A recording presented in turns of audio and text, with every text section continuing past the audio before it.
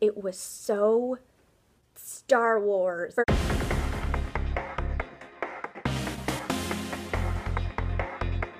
This weekend was my first Star Wars celebration. So having nothing to compare this celebration to, I will just say that this was awesome. I got to see Roxy the Rancor, and I pet her, and she felt like a cold elephant, or what I imagine an elephant would feel like, because I don't think I've ever touched one. We got to walk through the Rancho Obi-Wan booth, which is the largest collection of fan-made Star Wars memorabilia, and it was amazing.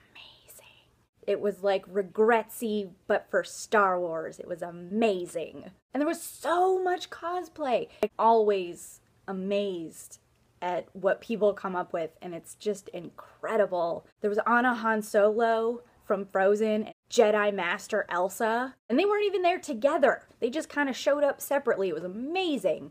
There was a huge Cloud City diorama made out of like foam and poster board and action figures and glue and paper and popsicle stick, and had action figures, and we got to take some of it home just because we walked by and said, hey, that looks cool, and the guy was like, here, and we're like, what? And he was like, yeah, take it home and finish it. Here's some lights. Finish it and send us a picture. And we're just like, okay.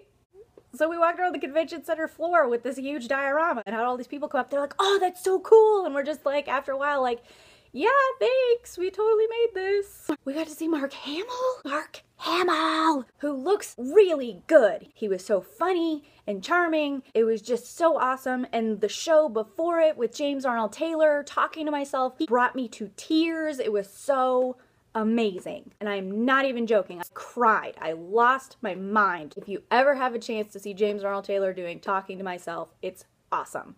And the Smuggler's Bounty radio play, 20 people up there doing amazing acting and voices just at the drop of a hat, and they're doing it live, and they're doing it almost perfectly, and there's a guy with the sound effects and the music, and so cool. We got to see Billy D. Williams. I got to sit in the second row and see Billy D. Williams. The new teaser, the crashed X-Wing and the crashed Star Destroyers, zooms and guys and the stormtroopers and the sexy new armor, and Han and Chewie, and the show floor was massive. Everything was cool. And then I heard crazy stories about the show store, like the official celebration store. People would wait in line for 2 hours just to get in, and then they'd wait another 2 hours just to pay. 4 hours you're waiting in line to buy shit. And then apparently it was like the Wild West out there, where it was like every man for himself. You could be holding on to something and someone would just walk by and be like, oh, that's mine, thanks, bye. If that happened to me, I'd punch someone in the back of the head.